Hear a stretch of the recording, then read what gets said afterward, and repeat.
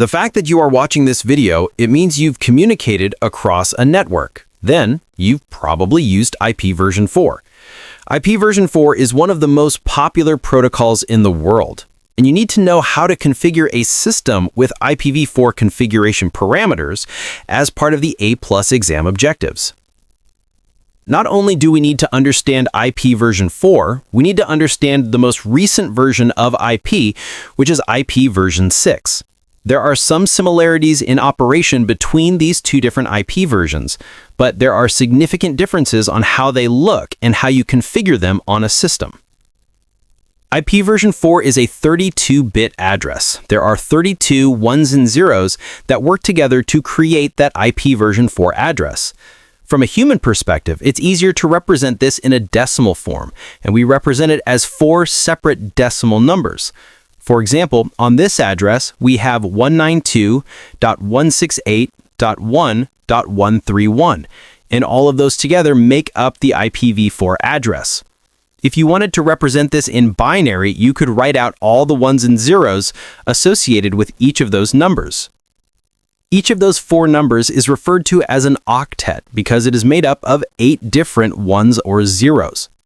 Sometimes we'll refer to this as a byte or 8 individual bits.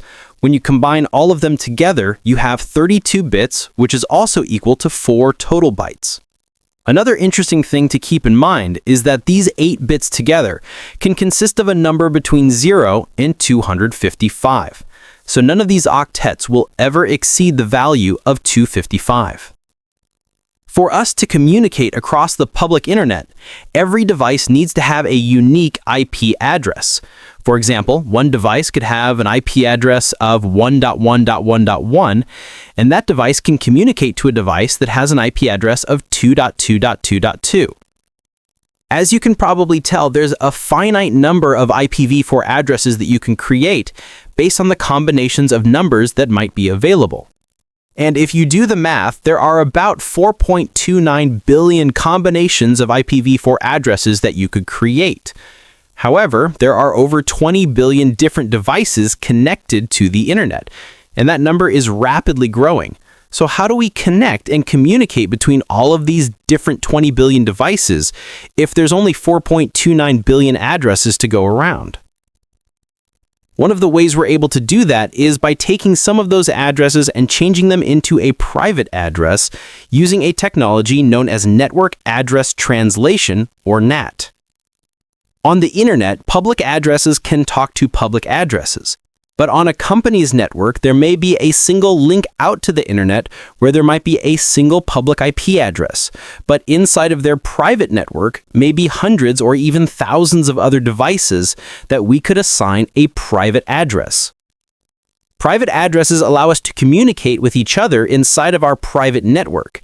And using network address translation, we can communicate outside of our network.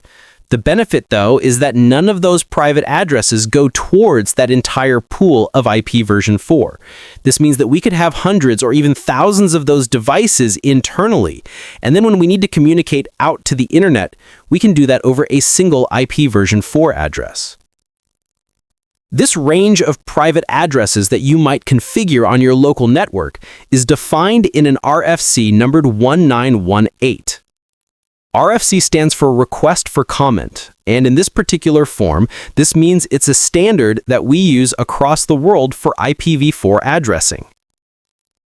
If we were to look at RFC 1918, you would see 3 separate ranges that you could use as private addresses on the inside of your network, and some of these addresses you've probably seen before. For example, you can use the range 10.0.0.0 through 10.255.255.255. This allows us a combination of over 16 million different addresses that we could have inside of our network, which is probably why this is one of the most popular address ranges used inside of a large corporate network. On a smaller network, you might use the range 172.16.0.0 through 172.31.255.255.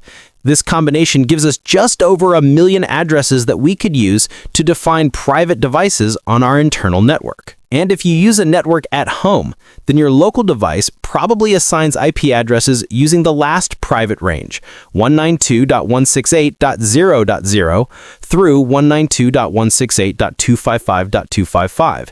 This provides a total number of just over 65,000 addresses. But for a network at home, that is plenty of addresses to use to be able to have a private network internally that you could then network address translate into a single address on the outside of your network. When we started designing IPv6, being able to get around this problem with a limited number of IP addresses was one of the major architectural concerns. For that reason, IPv6 addresses are much larger than IPv4. An IPv4 address is 32 bits in length. An IPv6 address is 128 bits in length. This greatly expands the size of available addresses to 340 undecillion addresses. This means if there's about 6.8 billion people, each one of those folks can have a very large number of addresses for each individual user. This greatly expands the number of addresses available across the world and removes any limitations that we previously had with IPv4. The structure of IPv6 is also very different.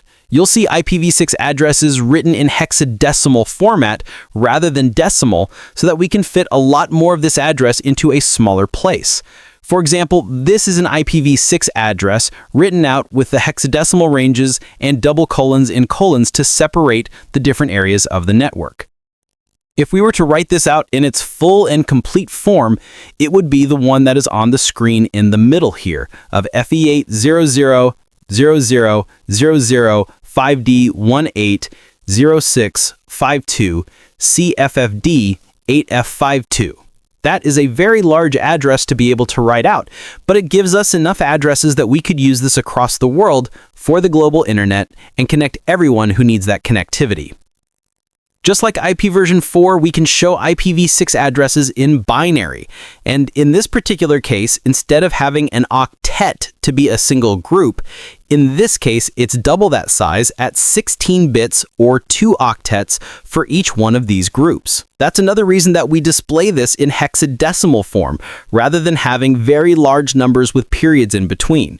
Instead, we can use hexadecimal to make this much smaller and use colons to separate each of these individual blocks within an IPv6 address. And if you count up the IPv6 address in total, it's 128 bits in length, or a total of 16 bytes. Because the IPv6 address is much larger and much more difficult to memorize than IPv4, DNS now becomes very important.